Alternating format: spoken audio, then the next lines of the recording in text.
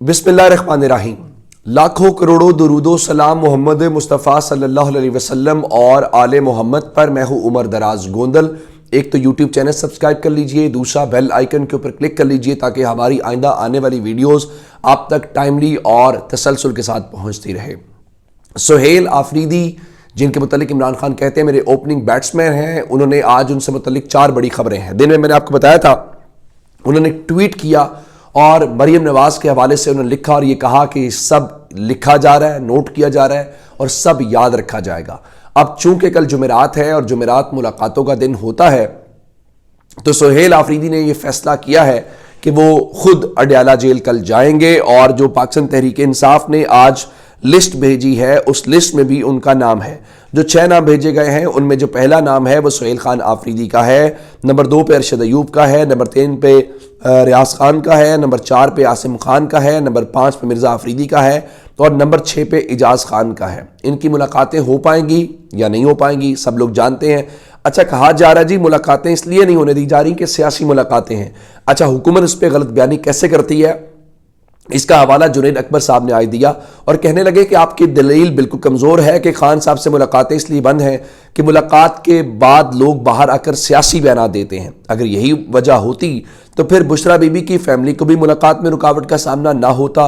उनकी फैमिली हर मंगल को लाहौर से आते हैं, 2 महीने गुजर चुके हैं, मगर आपने उनकी एक भी मुलाकात नहीं करवाई, जबकि उन्होंने कभी मुलाकात के बाद कोई सियासी बयान नहीं दिया। लिहाजा मामला सियासी बयानात का नहीं बल्कि आपके रवैये और जानिबदाराना तर्ज अमल का है। ऐसे फैसले इंतजामी उसूलों पर नहीं बल्कि बुक्स की बुनियाद पर महसूस होते हैं। तो उनके कहने का मतलब ये है, अगर आप इमरान खान से नहीं मिलने दे रहे और आप कहते हैं कि सियासी मुलाकातें हो रही हैं, तो बुशरा बीबी की सियासी मुलाकातें तो नहीं है, तो आप उनको भी नहीं होने दे रहे। अच्छा, ये है एक बात जो सुहेल आफरीदी ने इस हवाले से ये कहा कि कल आज हुआ क्या कि ये ज़रा विजुअल्स या तस्वीर आप देखेंगे तो आपको सुहेल आफरीदी नज़र आ रहे हैं। सुहेल आफरीदी आज तहरीक इंसाफ के जो पार्लिमानी लीडर शाहिद खटक हैं उनकी अयादत करने के लिए गए थे। चूंकि कल वो इमरान खान की बहनों के साथ थे जब उनके ऊपर पानी फेंका गया, वाटर कैनन का इस्तेमाल किया गया, तो जब वो वहाँ से निकले तो उनसे पूछा गया कि क्या आप अडयाला जाएंगे, तो उन्होंने कहा कि मैं खटक हूँ, परवेज़ खटक वाला नहीं, शाहिद सॉरी तबीयत थोड़ी नासाज है, आपने बर्दाश्त करना कुछ दिन, तो शायद खटक वाला खटक हूँ। आफरीदी बेसिकली वो हवाला दे रहे थे कि मैं परवेज़ खटक नहीं, शायद खटक वाला खटक हूँ, तो है वो आफरीदी।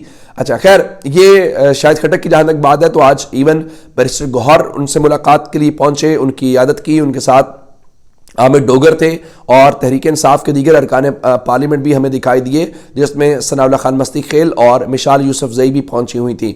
उनसे हटकर भी हमने तहरीक इंसाफ के लोगों को उनकी इयादत के लिए जाता हुआ देखा है, जिसमें जुनैद अकबर और दीगर सब लोग गए। आप अंदाज़ा कीजिए कि यह है इमरान खान की पहचान और इमरान खान ब्रांड कैसे हैं कि जो लोग उनके लिए खड़े होते हैं लोग उनके वो भी एक स्टार बन जाते हैं। ये पाकिस्तान की सबसे बड़ी हकीकत है। अच्छा, ये दूसरा पहलू है। उससे हटके एक चीज़ और है, और सुहेल आफरीदी को एक ख़त लिखा गया है। ये ख़त तहरीक इंसाफ के कुछ रहनुमाओं ने लिखा है। महमूद जान, अली ज़मान, अरबाब जहादाद, मलिक शहाब, अरबाब आसिम, तैमूर सलीम झगड़ा, हामिदुल हक, कामरान बंगिश और साजिद नवाज ने। उन्होंने ये कहा है कि आम इंतखाबात में धांधली की जो तहकीकात हैं वो खैबर पख्तूनख्वा असम्बली की खुसूसी कमेटी के जरिए कराई जाए।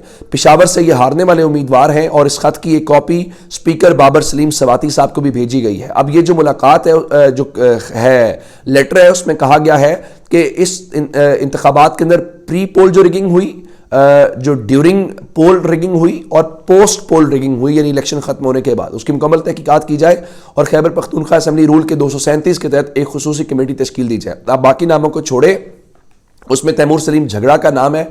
उनके मुकाबले में जलाल खान को कामयाब करार दिया गया, जिनके ऊपर एक इल्ज़ाम है कि वो अफगान शहरी हैं। मेरे साथ कल भी वो बोल न्यूज़ के शो में थे, परसों मैं सुनो न्यूज़ पे बैठा था, वहाँ पे भी थे। तो उनको भरपूर सिस्टम जो है वो टीवी के ऊपर भी जगह दे रहा है। वजह क्या है कि वो उस हवाले से अब चूंकि तैमूर सलीम झगड़ा को आपने पेशावर जलसे में देखा, वो सुहेल आफरीदी के काफ़ी करीब हैं। अब सुहेल आफरीदी खुद से तो कमेटी नहीं बना सकते ना, या कुछ चीज़ नहीं कर सकते, तो उन्हें क्या करना था, उन्हें अतमाम हुज्जत के लिए कोई लेटर चाहिए था या कोई ऐसी चीज़ चाहिए थी जिसकी बुनियाद के ऊपर वो कहते कि मैं ये कदम उठाने जा रहा हूँ। तो मेरा ख्याल ये है कि अब उनको ये ख़त लिख दिया गया। अच्छा, उसमें एक मुश्किल और भी ज़रा आसान हुई है। प्रेस कॉन्फ्रेंस हुई इस्लामाबाद के अंदर, جہاں پہ جنید اکبر تھے، بیرسٹر گوہر تھے اور دیگر ہم نے تحریک انصاف کے صد کیسر سمیت اور محمود خان اچکزئی کے حوالے سے، وہاں پر جنید اکبر صاحب نے جو گفتگو کی ہے میرے خیال سے وہ مناسب ہے.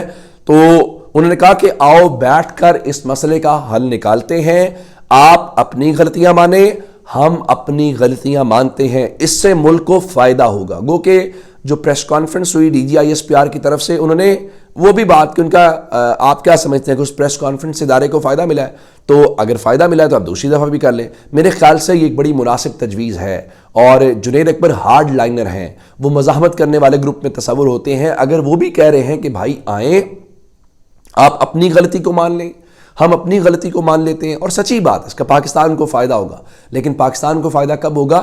جب آپ نیک نیتی کے ساتھ ہی کام کریں گے، ادروائز میں نہیں سمجھتا کہ اس کا کوئی فائدہ ہوگا. اس کے بیچ میں آپ اندازہ کریں کہ پاکستان تحریک انصاف جو ہے وہ کیا کر رہی ہے کہ ان کی گاڑیاں کل آپ نے توڑی اڈیالہ کے باہر یا اٹھا کر لے گئے. تو تحریک استحقاق جمع کرائی گئی ہے تحریک انصاف کے ملک عامر ڈوگر، خرم شہزاد ورک اور اسامہ میلہ کی طرف سے، جس میں کہا گیا ہے کہ ان کی توہین آمیز سلوک کیا گیا، ان کی گاڑیوں کو نقصان پہنچایا گیا. آپ ذرا ایک چیز اور جو اڈیالہ میں تیاریاں ہیں اور جو ڈان نیوز کے صحافی نے خبر بریک کی ہے، سب سے پہلے حسن ایوب نے یہ کہا کہ حکومت سنجیدگی کے ساتھ غور کر رہی ہے کہ ان کو اڈیالہ سے ہٹا کر کسی اور جیل میں بھیجا جائے.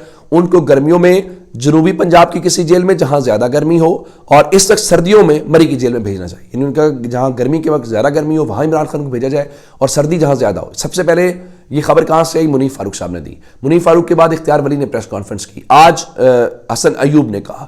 لیکن اب ان کو بھیجا کہاں پہ جائے گا، یہ امپورٹنٹ سوال ہے. محمد بلال ہمارے کلیگ ہیں لاہور سے، وہ ڈان نیوز کے بیورو چیف ہیں، اچھے صحافی ہیں، دھیمے لہجے والے ہیں. کوئی آپ یہ نہیں کہہ سکتے وہ اس کے طرفدار ہیں یا اس کے مخالف ہیں. ایک پروفیشنل جرنلسٹ جو ہوتا ہے اس کی تعریف پہ پورے اترتے ہیں. انہوں نے آج ٹویٹ کیا 8:43 پہ اور خبر دی کہ sources indicate the government is weighing a proposal to transfer Imran Khan PTI to a Sindh facility. A final call is likely in the coming days.